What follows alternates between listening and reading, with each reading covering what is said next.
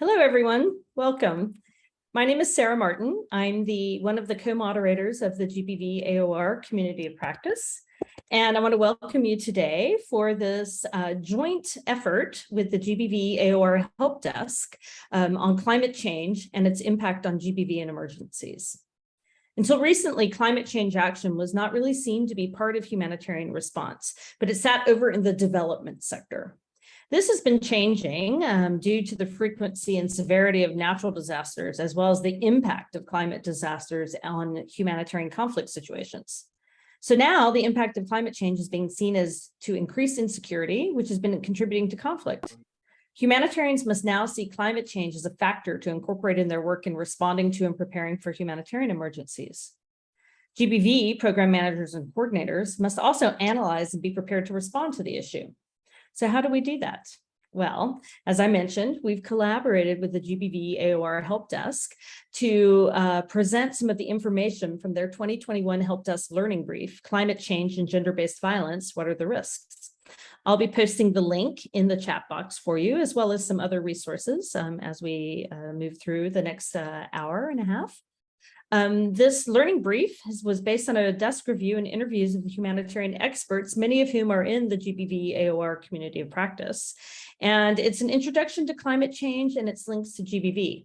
So we're hoping that this will help you as GBV actors increase your literacy to be able to speak and talk about GBV actors as a first step to help us better improve our response to the issue and to our GBV survivors who we work with. So this webinar is going to be recorded and it will be shared on the GBV AoR YouTube channel, and I'll put a link in there. We always record our webinars, so you can always go back to them, and you're welcome to use them in subcluster meetings, in trainings, for anything that you want at all. And if you are new to the GBV AoR community of practice, or you want more information, we'll send a little more information for you on that. Maybe actually the next slide, I think, Jean, if you could advance that. The community of practice, for those of you who don't know it, is an activity in the GBV AoR, the subcluster of the protection cluster. And we are over 1,000 GBV experts working in humanitarian emergencies who've come together online to build each other's capacity, to support each other, to share resources, and to help respond better to the needs of GBV survivors around the world. If you are interested in joining and you're not a member yet, you're always welcome to join us by contacting us at gbvcop@gmail.com, or go to the GBV AoR website, and I'll put the link in the chat there too, and send us information, and we'll send you the application so that you can join us. So I'd like to now introduce our main speakers, the main author of this learning brief, Jean Ward. Jean Ward is a global GBV consultant and one of the driving forces behind our GBV AoR Helpdesk and many of the resources that you know and love to use in the world. So we're really grateful that she's joined us and that she and the Helpdesk are coming together with us to work on this, this webinar. We also have Athena Galau from UN Women Asia, who's a program analyst on gender and climate change, calling in from Thailand. And Elizabeth Sidabutar, who's a humanitarian program analyst from UNFPA Indonesia. So we're very grateful that they both called in from late night in Asia, and Jean is calling in from early morning in the United States, and I'm here in Europe in the afternoon. So spanning the global time zones, I'll not waste much more of your time, and I'm going to turn it over to Jean. So with no further ado, Jean.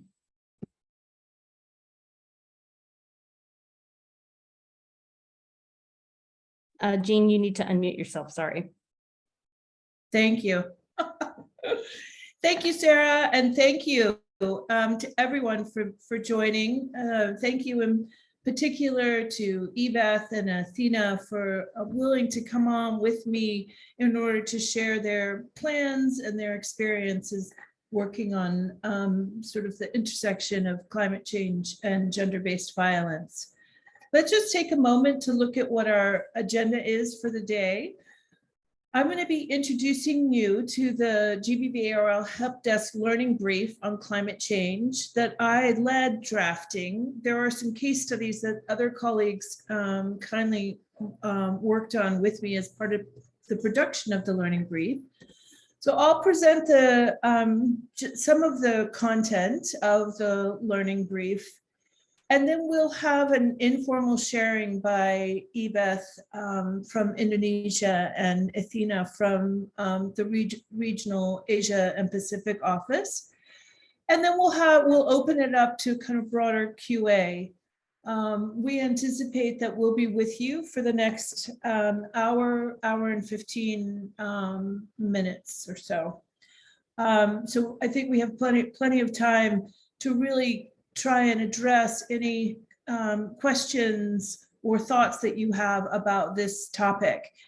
And you all are, so Sarah, actually, I should have probably asked this. Are we able to take people off of mute? Yes, no problem.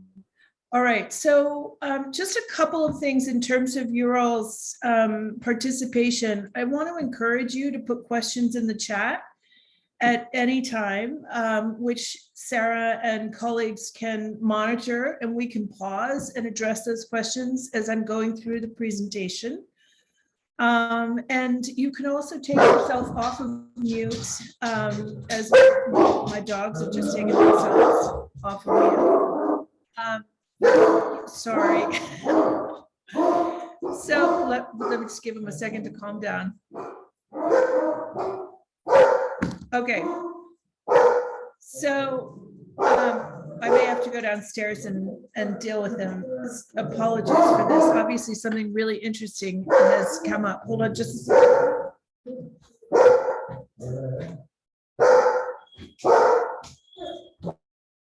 While Jean manages her dog, I've put in the chat a little information so that you can join the community of practice if you want there, and also the link to the YouTube channel. Like I mentioned, we always record our webinars for future use and put them on the YouTube channel, and we'll also send you a copy of all the PowerPoints at this point. If you are a member of the community of practice, you can also always ask questions or reach out to Jean, who's a member of the community of practice, or to some of the other experts who we have working on this topic. And one of them who couldn't join us today is Alexandra Robinson, who some of you may know from her work in UNFPA, the Pacific. And she's also now in UNFPA New York, and she gave us permission to share her contact if you have more questions on it. Okay, Jean's back, so we will, I'll let you unmute yourself, Jean.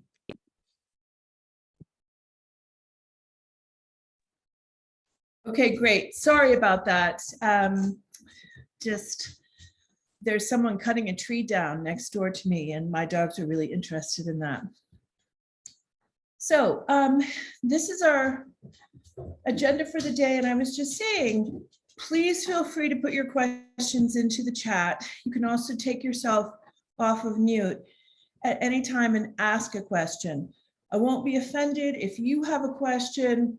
Then chances are many other participants in this webinar also share the same question. So you'll be doing all of us a favor if you can share that question with the wider group.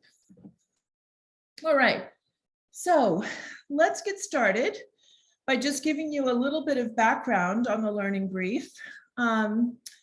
This is, as we've said, a product of the GBV AoR Helpdesk, which responds to queries by GBV professionals working in emergencies around the world. This was in response to a query from UNFPA, and it was also drafted because of an interest by COP members about learning more on climate change. Now, the learning brief is meant to be very introductory. It's essentially meant to be a primer for GBV specialists on climate change, and it seeks to answer questions like, what is climate change? What are the kinds of hazards that climate produces, or climate change produces or exacerbates?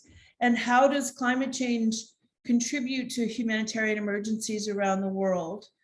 What are the GBV risks linked to climate change? And then to try and give GBV specialists a sort of background on what's happening globally, there's a section about global commitments and efforts to address climate change, and a little bit of an investigation about the extent to which these efforts integrate attention to GBV. And then the learning brief closes with some frameworks from the humanitarian system and humanitarian action that are relevant to addressing climate change. Again, with the hope of informing GBV specialists who may not be working within these systems about what they are and how the GBV specialists or the GBV community can access these systems in order to scale up work on climate change. And then finally, there's a few recommendations from in the learning brief about the work that we need to do to integrate attention to GBV in climate change efforts globally and specifically in humanitarian emergencies. Okay, so let's get started. What is climate change? Climate change describes the increasingly extreme variation of long-term average weather conditions worldwide. Climate change specifically refers to the effects of greenhouse gas emissions caused by more than a century and a half of burning fossil fuels like coal, oil, and gas, resulting from industrialization, as well as from increased deforestation, fertilizer use, livestock production to feed and house growing societies around the world. These greenhouse gases, like carbon dioxide, concentrate in the Earth's atmosphere, where they absorb and emit the sun's energy, causing the temperature of the Earth to rise.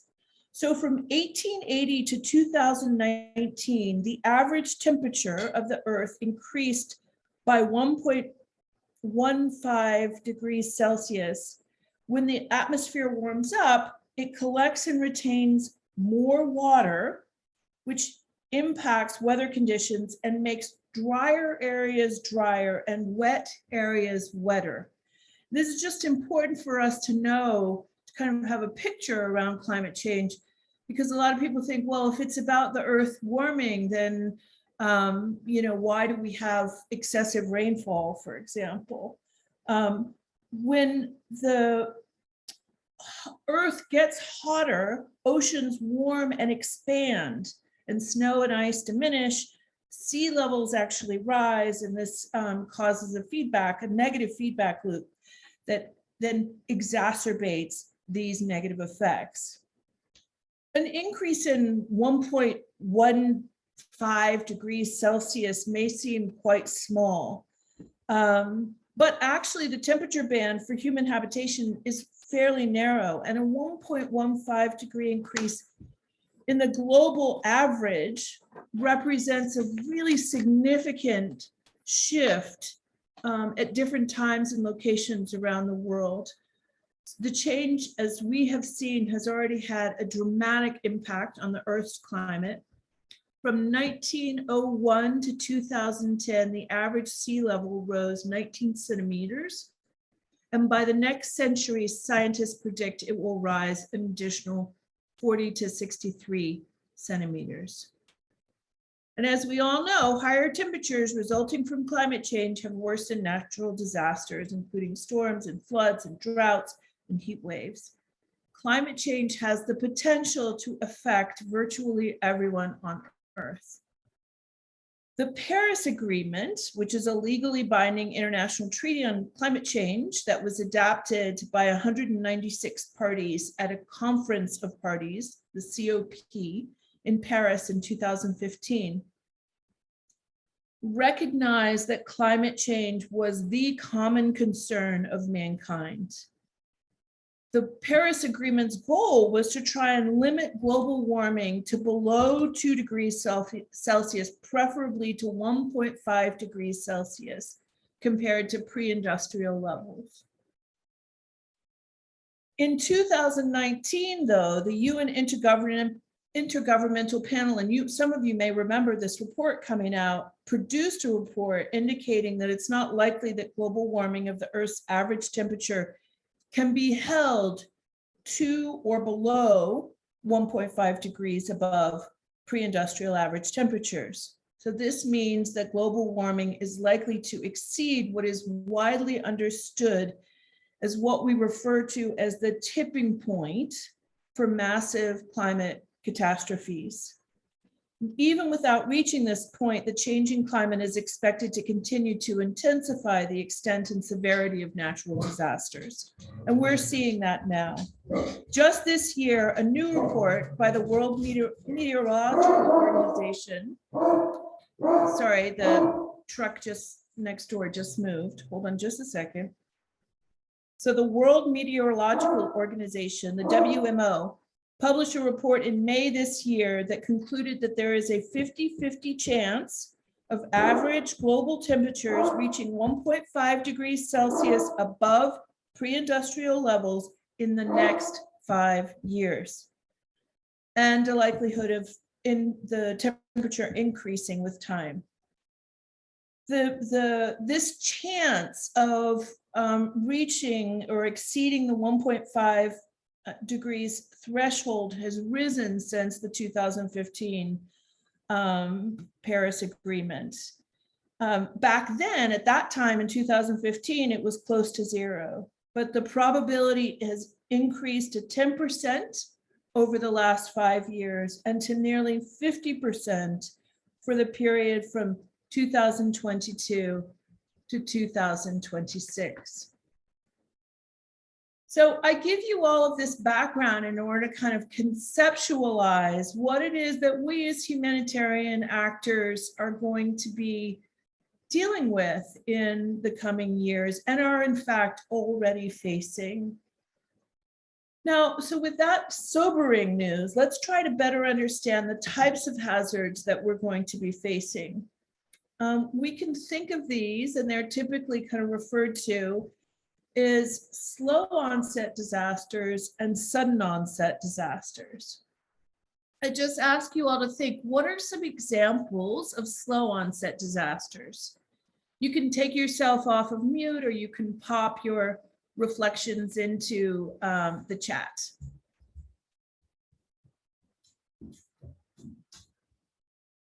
Any examples?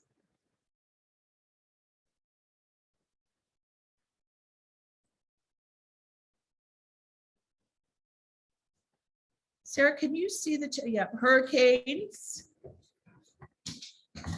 floods. Okay, so I'm asking Aisha, I want you to think about slow onset versus sudden onset. So this is about slow onset. What would constitute a slow onset disaster?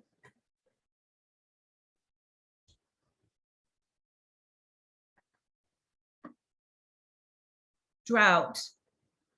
So that's right. So slow weather changes, like exactly, Caroline, you're saying slow onset disasters, long droughts, exactly. So what characterizes this slow onset is that they're years in the making. And actually, the effects of this kind of climate change can be difficult to notice until it's too late. As decades go by, climates become steadily more inhospitable to populations that have lived there for centuries. Projections suggest that by 2070, up to 19% of the Earth's surface, concentrated mostly around the equator, could have an average temperature equal to the hottest part of the Sahara Desert right now. Sea level rise is also a slow onset climate hazard. Now, what are some of the examples of sudden onset events? You've already indicated some of those in the chat. So we have hurricanes, we have flooding, we have, I don't know if folks said wildfires, we have heat waves.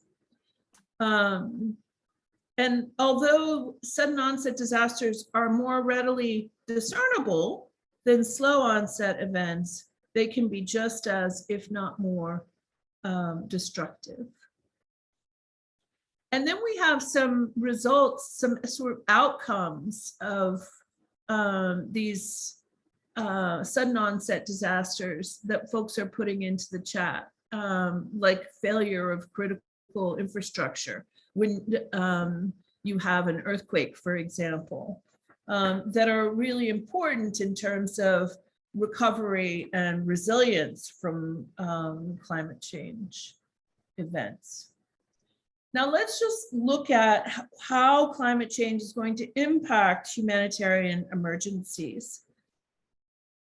Since 2010, slow onset events and sudden onset disasters have affected more than, it's estimated, 1.7 billion people. In 2019 alone, 97.6 million, 97.5 million people were impacted by disasters triggered by natural hazards. 77% of those results, 77% of those events were the result of climate change or exacerbated by climate change. Now, based on the increasing frequency of these events and the acceleration of the intensity of disasters, the IFRC, the International Federation for the Red Cross, projects that around 150 million people annually will need humanitarian assistance related to climate events by 2030, compared to about 100 million now. As humanitarians, we often focus on armed conflict. Natural disasters cause significantly greater humanitarian crises worldwide than armed conflict. Natural disasters wreak havoc on communities and societies. We know this, causing loss of life, homes, livelihoods, pushing an average of 26 million people into poverty every year. Natural disasters often trigger new displacement at substantially higher rates than armed conflict. For example, in 2016, the rate of displacement due to natural disasters was 3 times higher than displacement due to conflict. So Sarah started our webinar by emphasizing this. We as the humanitarian community have a responsibility to improve our efforts to address, to prevent, to prepare for, and to respond to natural disasters that emerge as a result of climate change, will be emerging as a result of climate change. Even though climate change will touch every region of the world, its impact will not be the same. Countries in the global south are generally more exposed to climate change related hazards. And also, those countries that are better able to adapt to climate change will suffer less. So higher income countries will, here's an example. Higher income countries experienced more disasters overall from 2004 to 2013, and yet they experienced less mortality related to the disasters. Researchers estimate that more than 3 times as many people died per disaster in low-income countries compared to high-income countries. So resilience to respond to disasters is critical to managing them. The Intergovernmental Panel on Climate Change forecasts that urban areas and rural regions in sub-Saharan Africa and Southeast Asia are likely to be most severely affected by climate change. And among these affected populations, those most at risk are women and girls. A very powerful and often cited statistic is that women are 14 times more likely to die or be injured during a disaster than men. Let me just repeat that because it's really powerful. Women are 14 times more likely to die or be injured during a disaster than men.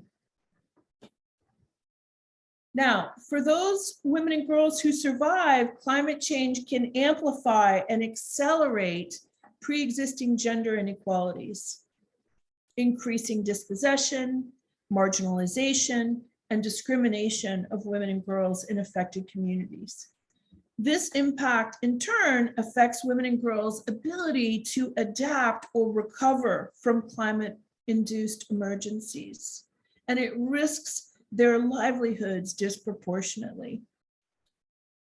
A useful way to understand some of the norms and practices that increase vulnerability for women and girls to the overall negative impacts of climate change is through this ecological model on the screen. The ecological model for understanding violence against women and girls is organized in terms of 4 layers of risk: individual, relationship, community, and society. The ecological model underscores for all of us as GBV specialists that in order to develop strategies for reducing or eliminating risk of violence, it's critical to develop an understanding of the interplay of biological, psychological, social, cultural, and economic and political factors that exacerbate women and girls' risk of exposure to violence, as well as men's likelihood of perpetrating violence. It's also a really helpful tool for helping us organize our understanding of the particular risks that exist for women and girls related to climate change. So let's just think about some of these risks at the different levels of the ecological model. What might be some individual risk factors increasing vulnerability to the overall impacts of climate change for women and girls? And this is really just thinking about the overall impacts in terms of morbidity and mortality. What are some of the potential individual risk factors? Folks, you can feel free to put some reflections into the chat or take yourself off of mute.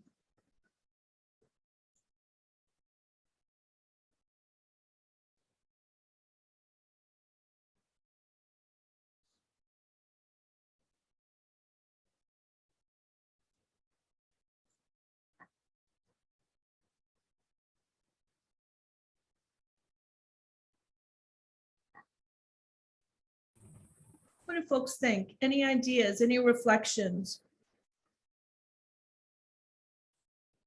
Some of the individual risk factors. So the gender roles of having women do life's basic needs, cover basic needs, issues of income, loss of income, reduced income, poverty increases, decreased livelihood opportunities. Okay, interesting. Damaged shelter. Okay, these are some really great ideas. Let's look at what some of the individual, so this is at the personal level, the individual level, some of the risk factors. I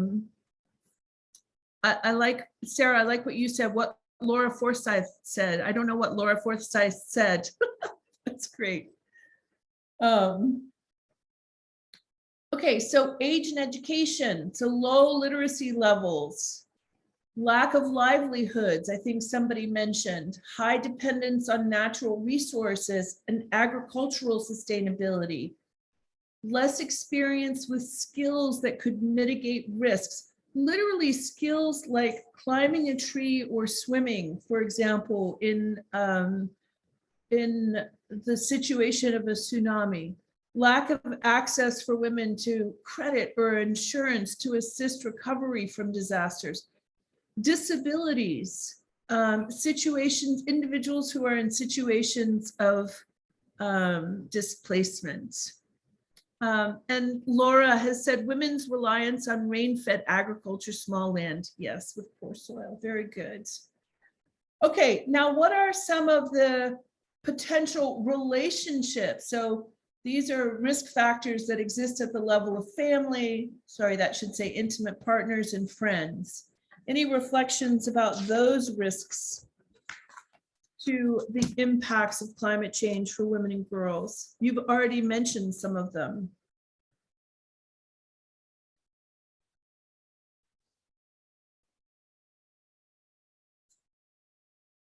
I'm going to bring them up on the screen because some of them have already come up in the chat.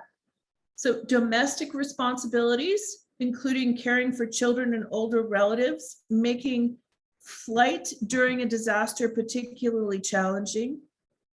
Domestic responsibilities like food preparation, contributing to women being involved in subsistence agriculture and fetching water, each of which are impacted by climate change.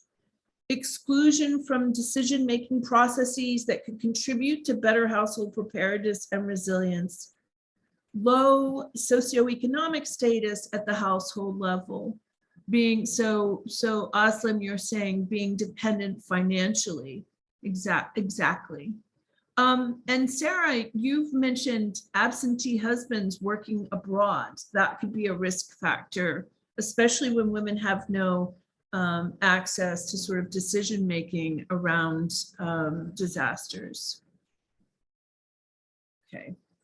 All right, what about at the next level, which is the community level? So this is sort of the risk factors that exist in the neighborhood, in the schools, in the workplace.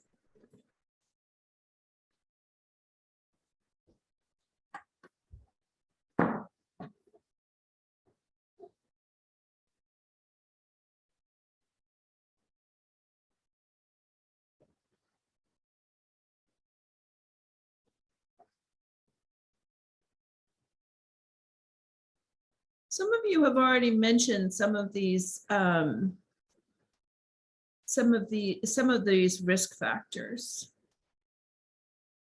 So Justinia, limited decision-making, exclusion from processes of development or of community resilience plans, that's right. Reduced access to education, which could be a community level issue or an individual level issue, discrimination in education, limited decision-making. Okay, wonderful.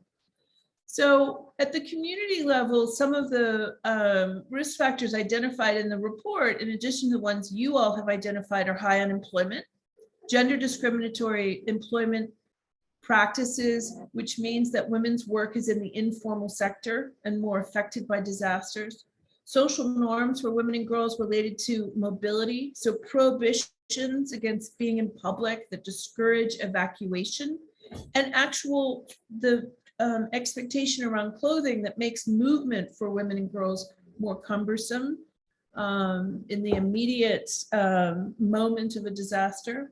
Weak communication or early warning systems that don't target women and girls. Gender discriminatory credit and banking systems that affect women's resilience. Gender discriminatory education systems, which was raised by a number of you, for safety in public places, and of course, child marriage practices. And then finally, these are all linked to the broad sort of society level risk factors, which are things like poverty, economic, social, and gender inequalities, poor integration of attention to women and girls in laws and policies related to disaster risk reduction, and gender discriminatory land ownership and inheritance laws and practices. These are simply examples to get you all thinking about why it is that we need to pay attention to the specific vulnerabilities of women and girls to the impacts of climate change. Now let's look at GBV risks and climate-induced hazards. What are some thoughts that you have about some of the links between exposure to GBV and slow onset events and acute disasters? What would you see as some of the risks of GBV related to these climate-induced events?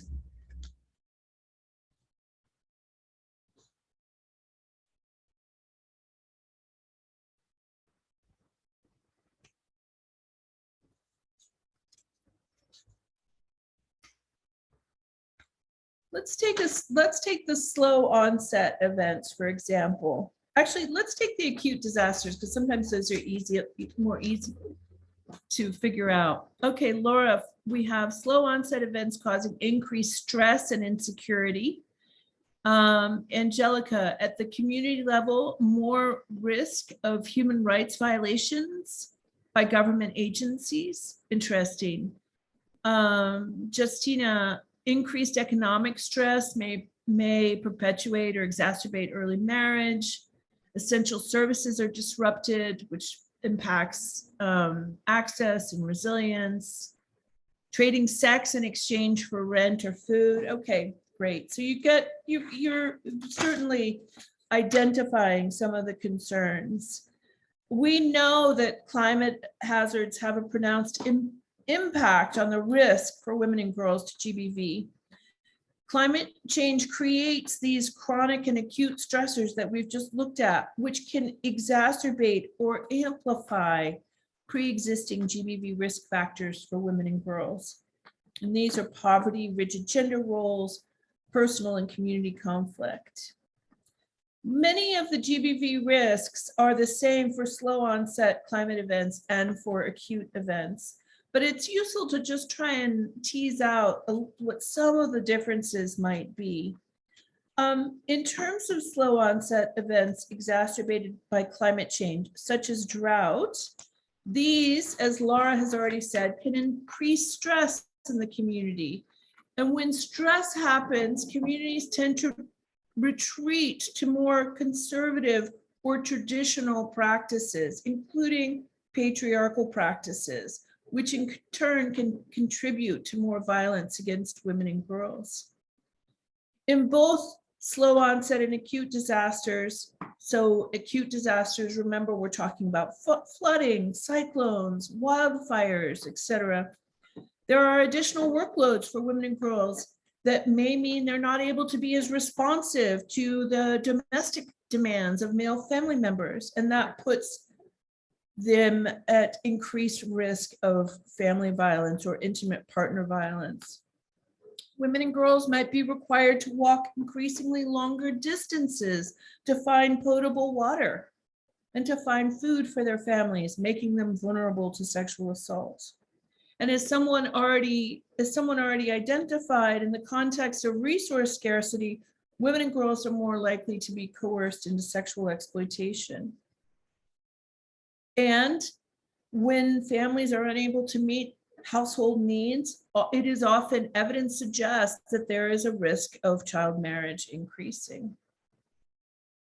And of course, we know that displacements caused by acute disasters can also exacerbate the risk of GBV in a number of ways.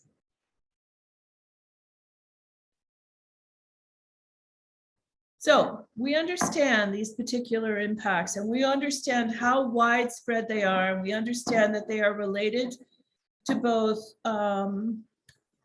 long-term, slow onset, climate-induced events and acute disasters. And yet, the impact of climate change on women and girls has been largely unaddressed. Even though in recent years, the international community has significantly accelerated efforts to address the drivers of climate change as part of disaster reduction, as part of preparedness and response, the fact is that the impact on women and girls has been largely underaddressed. A 2015 report by the IFRC found that during disasters, GBV has been, quote, largely unseen and unheard. The UN Office of Disaster Risk Reduction concluded that, and here's a quote, and I find this one interesting because in the work we do, often non-GBV specialists don't use this language, and so it's pretty powerful that the UN Office for Disaster Reduction concluded that, quote, patriarchy is reflected in the lack of gender disaggregated data on disasters that serve to keep female mortality, injuries, and violence invisible.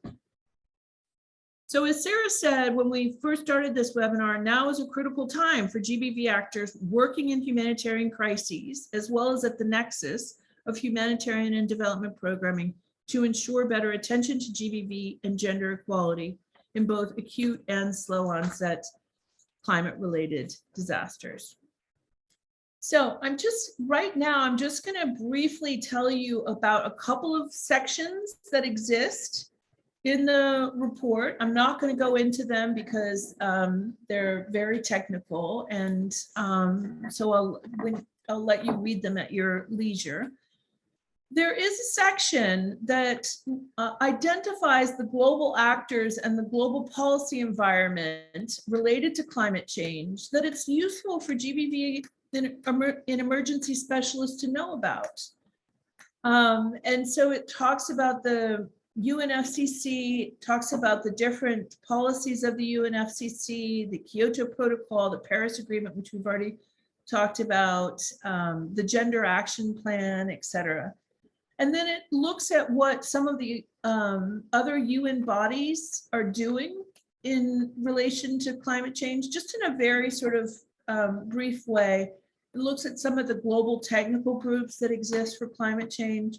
And this is just to give you all a sense of who are the actors and who should we as the GBV community be engaging with to ensure that better attention to women and girls and to their risks of GBV linked to climate change are integrated into climate action. The learning brief also identifies some of the specific humanitarian frameworks and approaches that can support response to the impacts of climate change and to GBV. It details them, and this, for those of you who are already working in settings that are affected by cyclical natural disasters, many of these will be familiar. But for those of you who are working in settings of armed conflict where we're not seeing yet the effects of climate change, or you're not exposed to kind of disaster response, this is just learning for you about the different systems that exist. And there's also an introduction to a new approach called anticipatory action.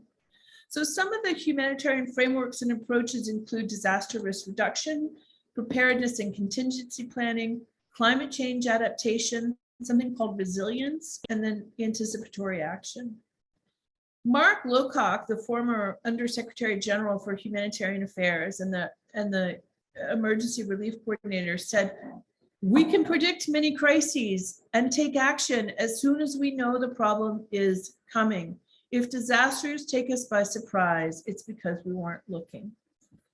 And so in that looking, we need to integrate attention to and anticipate the risks of climate change disasters on gender-based violence for women and girls. I'm just seeing a comment by Tina. Disaster law is another key area where GBV principles should be included. Disaster law and the nexus approach. Okay, these are great ideas. And let me just say, I really want to encourage you, invite you all, take yourselves off of mute if you like, to share any reflections. Just to reiterate that the learning brief itself is a primer. It's basic, and it's meant to give you kind of basic background information. And these,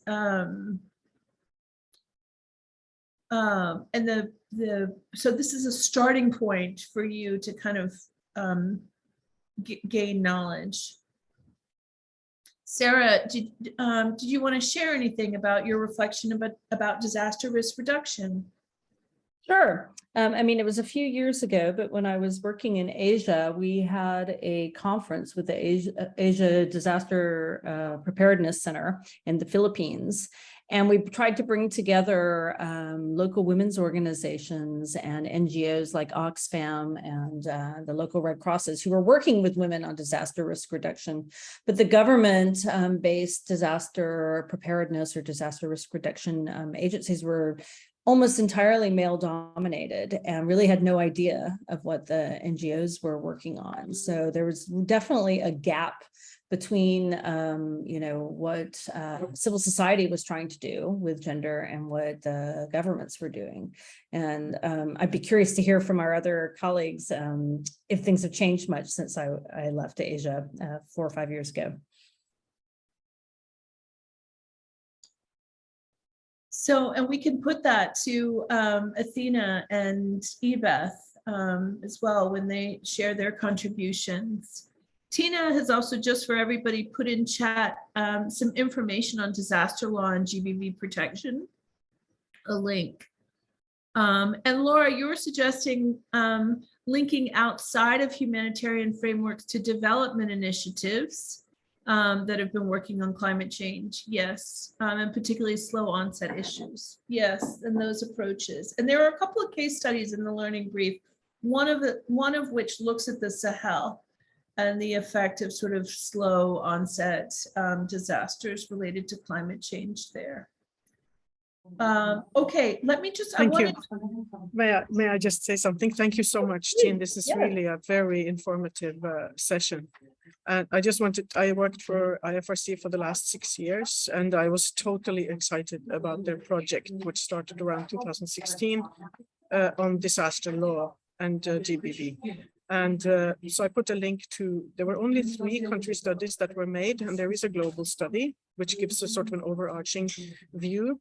But what we found from the 3 country studies is that it's almost non-existent linkages to GBV at the national legal level. This is linked to maybe low representation of women in parliaments, because it's parliaments who prepare disaster law.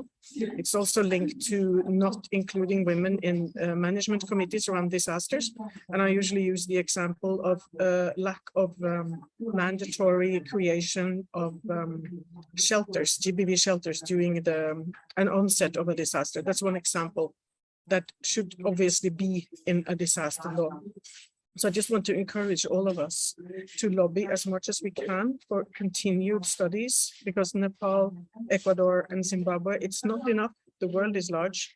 And so if we can manage to lobby, and perhaps with female parliamentarians, perhaps have a session with the Interparliamentary Union, so that they could become more aware. And I was really impressed by what was happening then, with very little contribution from myself, but I was very impressed with what IFRC was doing when I was joining them.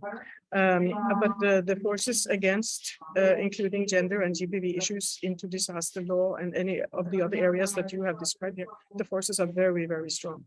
So thank you so much, and let's just all try to lobby among men and women, especially parliamentarians. Thank you. That's great. That's inspiring. So thank you for sharing. I would like to close my presentation with a few considerations that are elaborated in the learning brief, and then I want to turn it over to our contributors, Ebeth and Athena, just to share what they're working on. And then I want to open it up to the wider group, because I'm sure there are people beyond Tina here who have some experience working on this, and it would be wonderful if you would share with your colleagues. So just a few considerations moving forward. One is that the GBV community has to build understanding of the global, regional, and national systems, policies, and funding streams related to climate change. Tina was talking about the importance of doing advocacy. We need to position ourselves front and center in these systems in order to affect change. We have to build out the capacity of our government partners, and these are our GBV government partners. So the ministries of gender, for example, and this, climate money, not to be crass about this, but climate funding can be a really important strategy or strategic way to get more funding to, the sort of woefully underfunded ministries of gender. GBV has to be better integrated across climate change and disaster frameworks and response actions. And I think, Laura, you were just emphasizing it's not just humanitarian frameworks, it's also development frameworks for disaster action. We have to produce more data on the links between climate hazards and GBV and on appropriate interventions. Now, remember, our mantra in the GBV field is we don't need prevalence data in order to do programming.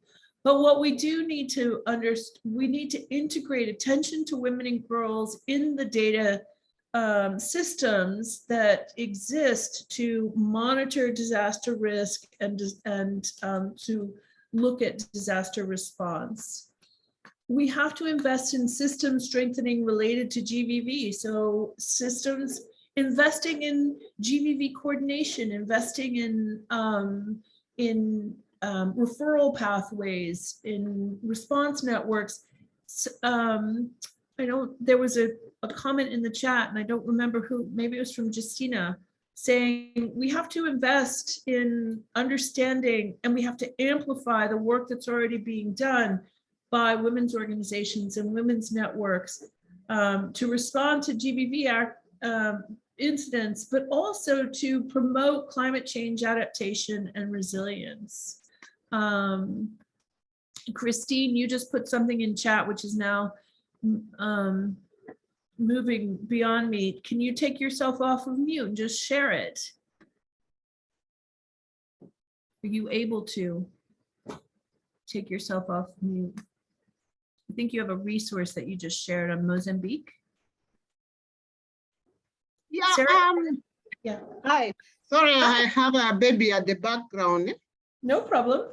Yeah, let me first get her, so then I will come later, if you don't mind. No Okay. problem. No problem. All right. So those are just some thoughts. Now, let's open it up to experiences from our colleagues. First from Ebeth, working in Indonesia, and what they're planning. And then from Athena, who is working, as we mentioned, at the regional office for Asia and Pacific.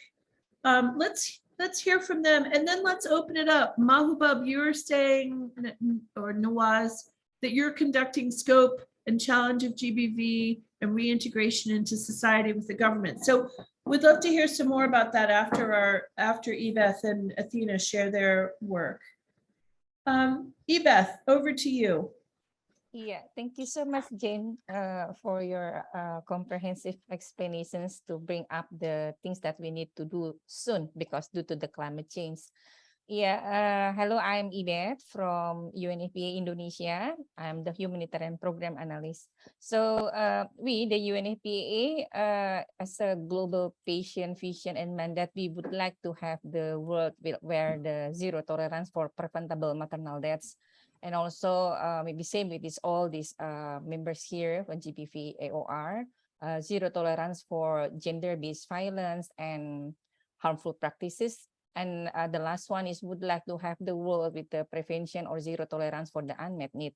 And then we would like to have these goals as transformative goals happening where in the development situation, including in crisis situation, also due to the climate change. So the way that we work, actually, we would like to accelerate and how to innovate our way, including accommodating things that explained by Jane and also inputs from Sarah and other colleagues to innovate the strategy and also motivate the government to include the climate change and then how to prevent and respond to the GBV due to the climate change impact. So we were thinking how to strategically gathering these issues. So we are targeting the most vulnerable group actually. Maybe for example, GBV survivors, pregnant mother, people with persons with disability, older persons, and people living with HIV.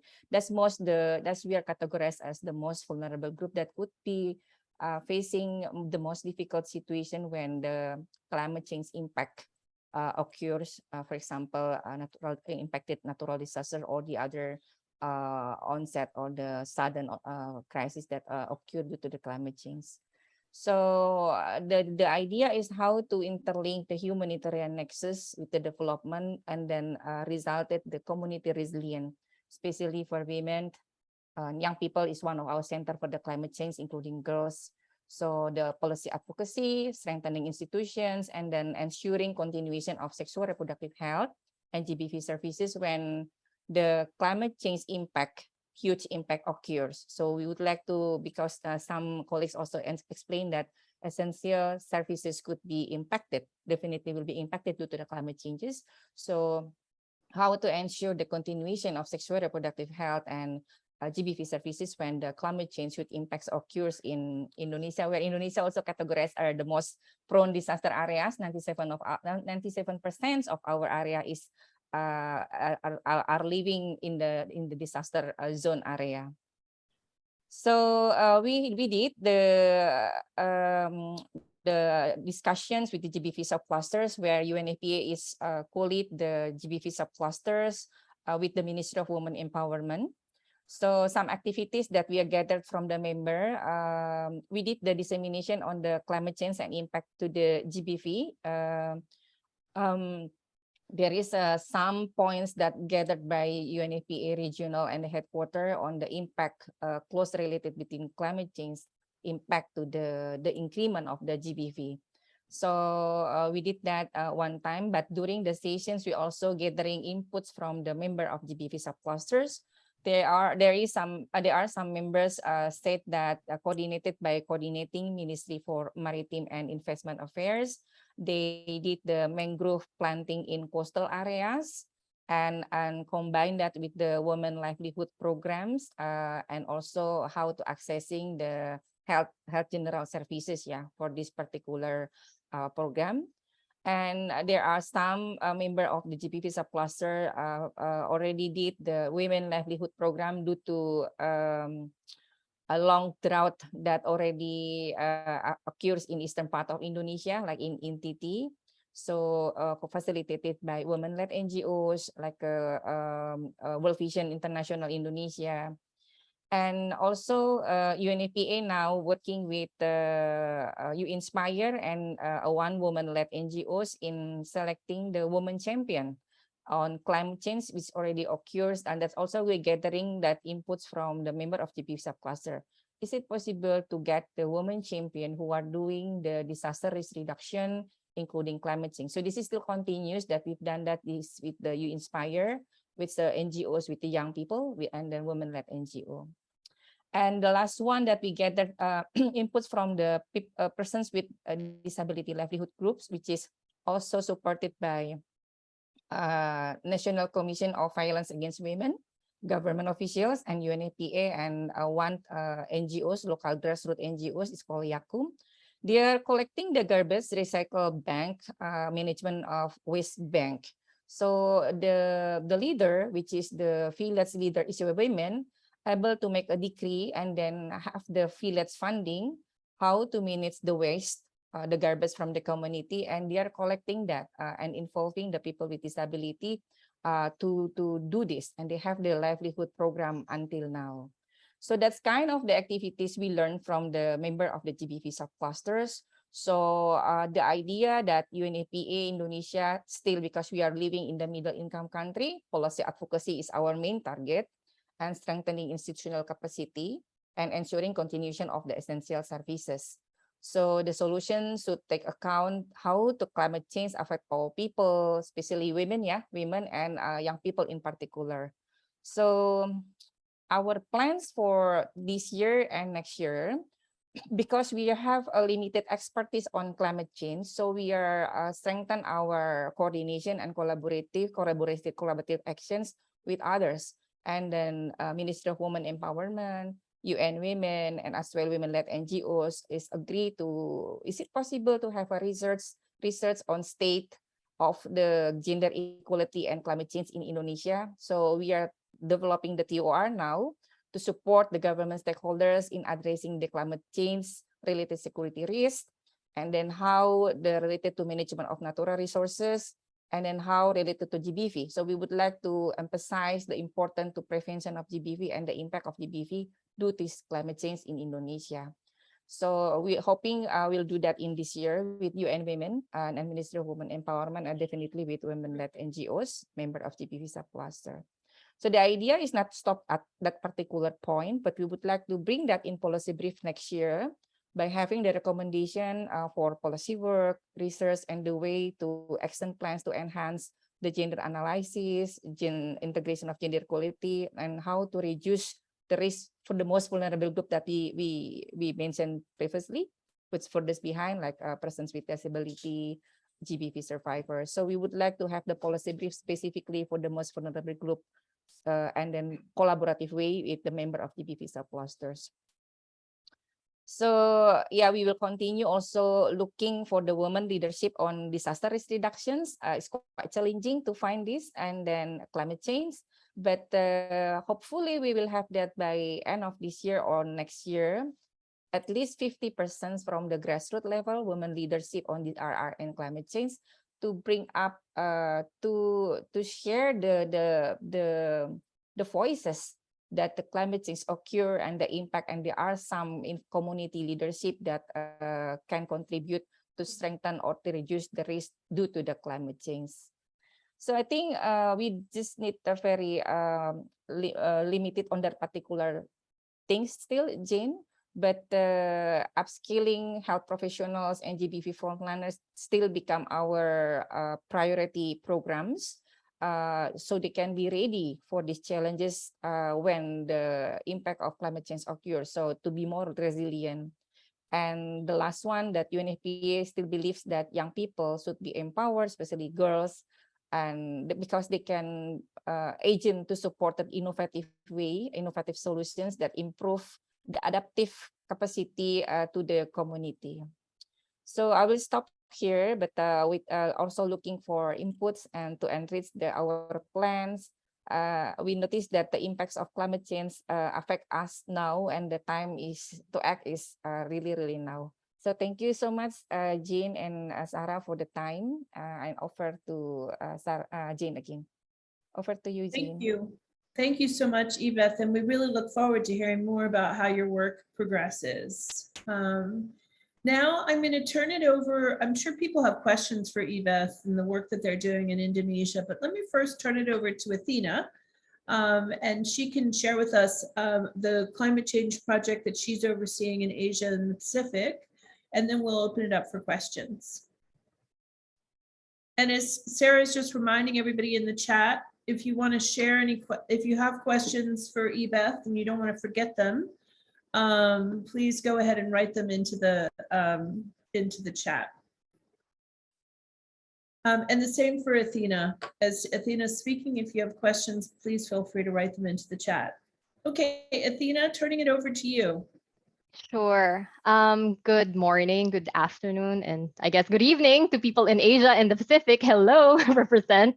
I'm Athena. I work for the Regional Office of Asia and the Pacific. I saw some colleagues actually in the call. I saw your names. Yeah. Happy that we're here together.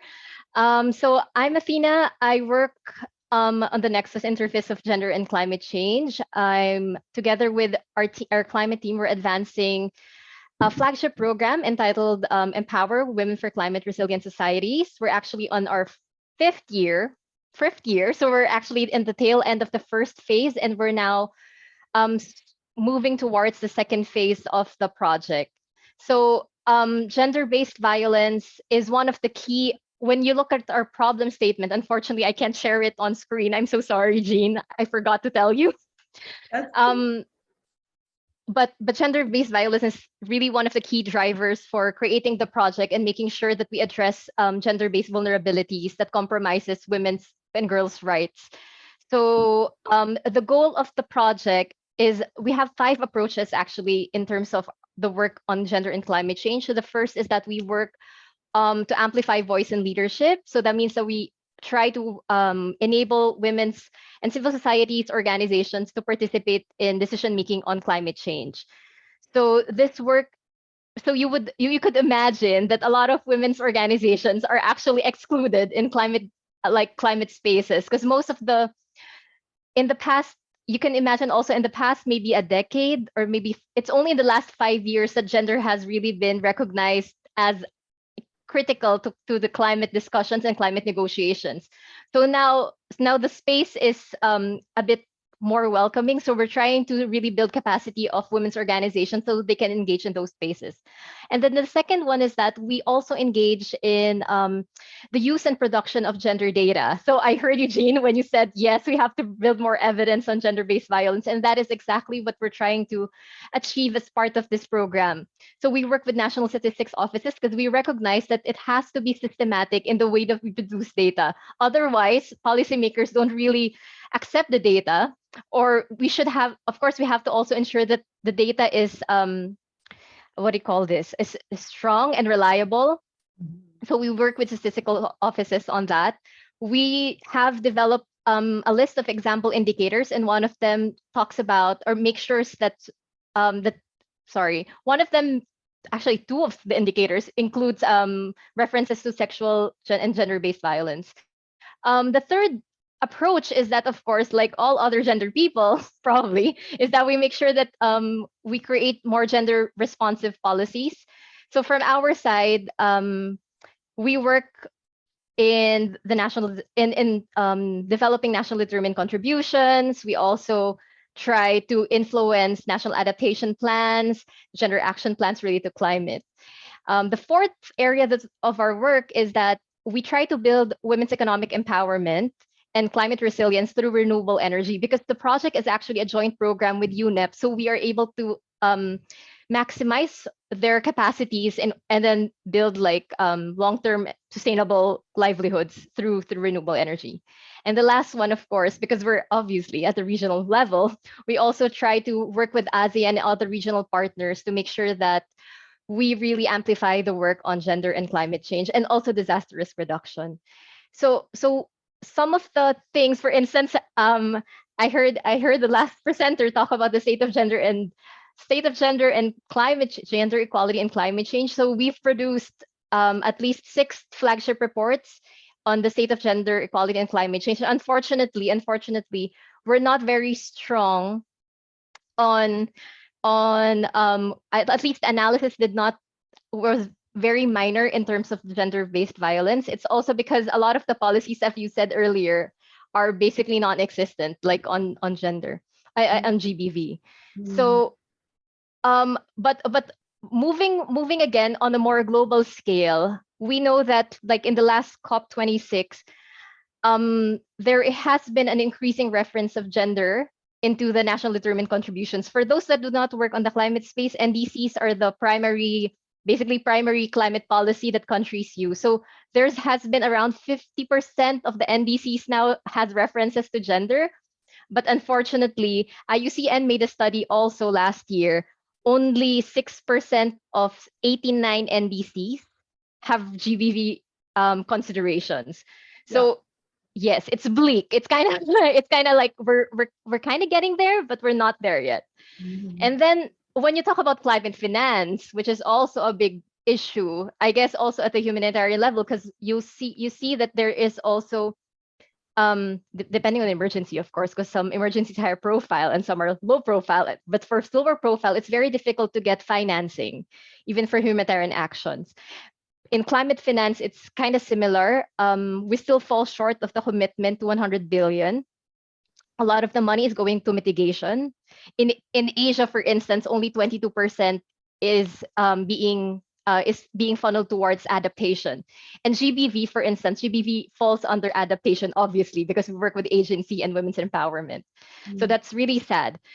Aside from that, only of those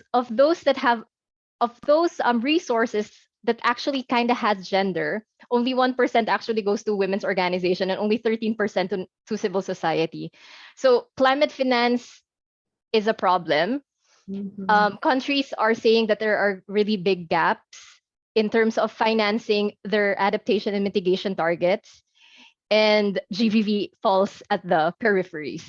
So what we're saying now is that, again, I guess I just want to reiterate that working in Asia, and I'm also Filipino, by the way. So the links on gender and climate change and GBV and climate change is still very, very difficult for a lot of policymakers and decision makers to understand. So we have to work together in order to build more evidence. And then aside from that, Tina rightly mentioned that we have to really influence more policies to integrate GBV.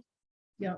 Third is that we keep on looking at the impacts in the humanitarian sector, but the distinction actually between humanitarian and development is a distinction we made as development workers, but at the ground level, it's non-existent. So I feel like one of the key areas that we have, and we know that the climate crisis is here and it's now. So the focus has to also be equally strengthening our humanitarian work, but at the same time, really looking into the prevention of GBV, like prevention and mitigation of GBV. So in integrating that into climate change adaptation and disaster risk reduction actions.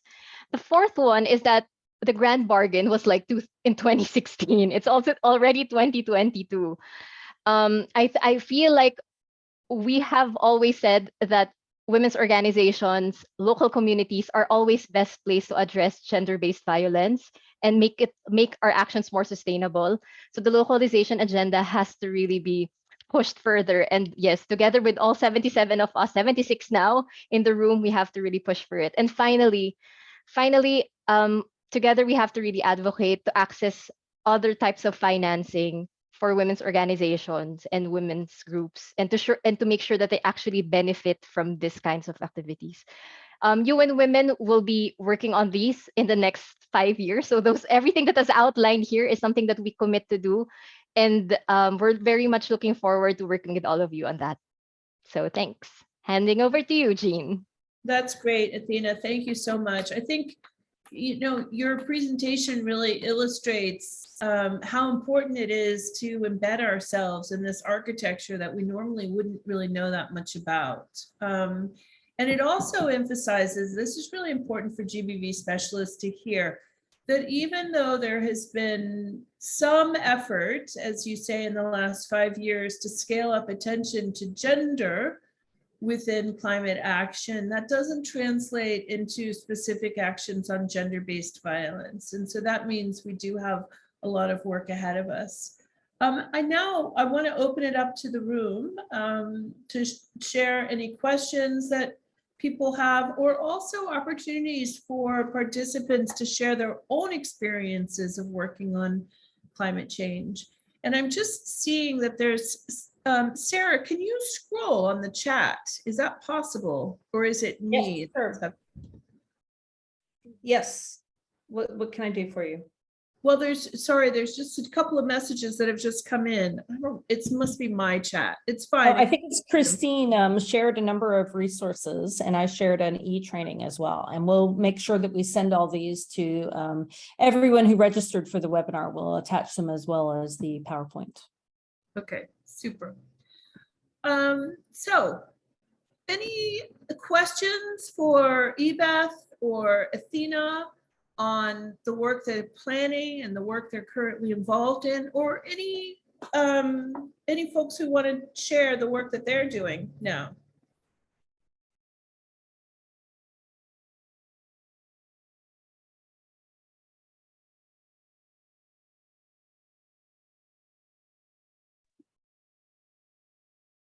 Not sure if Christine wanted to unmute herself and talk a little bit about the work that the GBV AoR has been doing with drought and in Africa.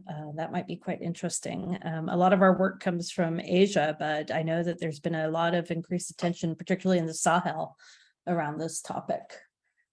And we're always curious to hear what's happening in Latin America. We haven't heard much from them, so. Christine wrote something in the chat. Somalia's GBV subcluster scale up plan at a glance and key messages multi-sector drought response in Somalia.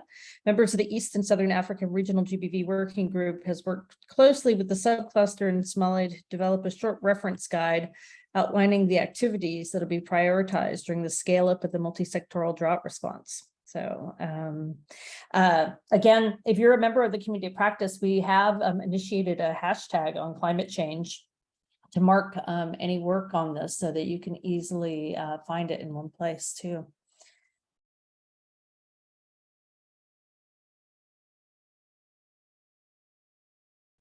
Thank you, Christine. thank you, Sarah and Jean, for this great presentation, which is very timely, I think.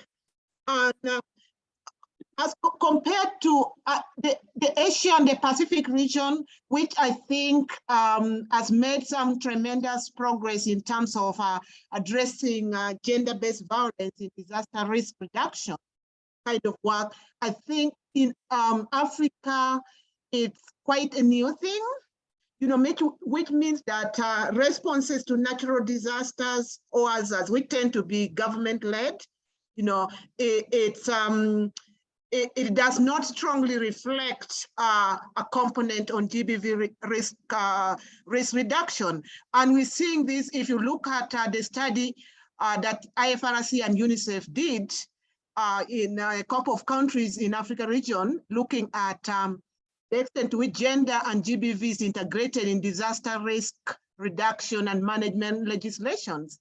Only about 2 countries have GBV, what is considered a GBV responsive disaster risk reduction. And these 2 countries happen to be Somalia and Mozambique, which we know have active GBV coordination, you know, mechanisms. So I think there's a huge gap existing in Africa, and I'm particularly speaking from the East and Southern Africa perspectives, you know, where I work. In January, I deployed to Malawi to support GBV response and coordination following the tropical storm Hannah. And there were massive, massive gaps. There were issues of persons living with disabilities being just put in one segment of areas within a camp. There were issues with the male-dominated camp management kind of structures, demanding for sex, but also money from women in order to be registered for assistance. So I think in terms of preparedness, a lot has to be done in supporting national governments to be able to come up with very clear mechanisms on how they're going to integrate GBV risk mitigation in disaster response mechanisms. And I think we do have opportunity to influence integration of GBV risk mitigation into anticipatory action frameworks. But this would require a coordinated approach in terms of advocacy and pushing actors working on food security, climate-related areas. Thank you. Christine, I really like how you are sort of bringing in the point of working with other clusters or sectors on climate change and really integrating action for those sectors in order to improve our ability to reduce GBV risk in climate change action. So that's a really important point. Other inputs from participants. Thank you so much, Christine. We have about 5 minutes left, so we'd love to hear from someone from the Middle East or Latin America or Europe as well.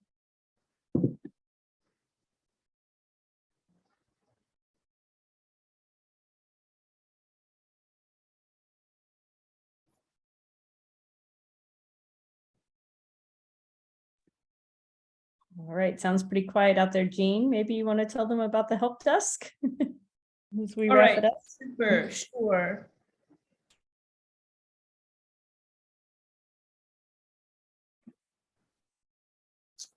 So just before we close, just a little bit of information about the help desk, since the learning brief was a product of the help desk.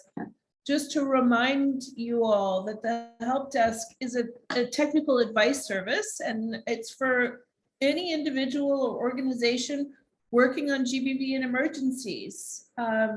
We produce these knowledge products and learning briefs, but we also try and do research.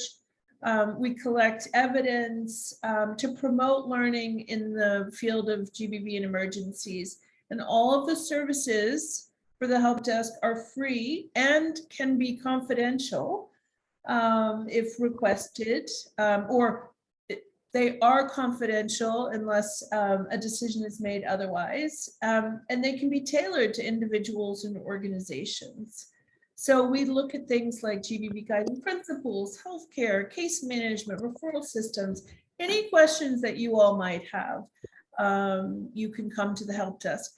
There are, on the GBV AoR website, there are a lot of tools that have already been produced by the GBV Helpdesk.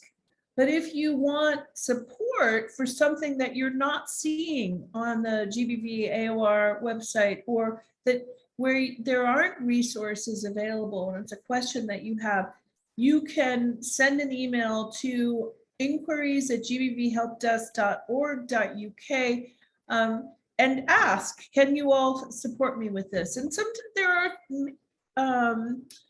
if resources exist, sometimes the help desk will provide those resources immediately. And if they don't exist, then the help desk can engage in research and evidence collection.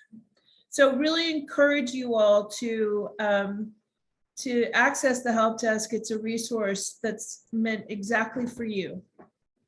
And with that, I just want to say a very big thank you to Athena and Ebeth for being willing to come onto the call, especially at such a late time in the day for them. And I want to thank all the participants for coming. It's been great to have you. And then a special thanks out to Sarah for organizing this, leading on it, and for being our facilitator today.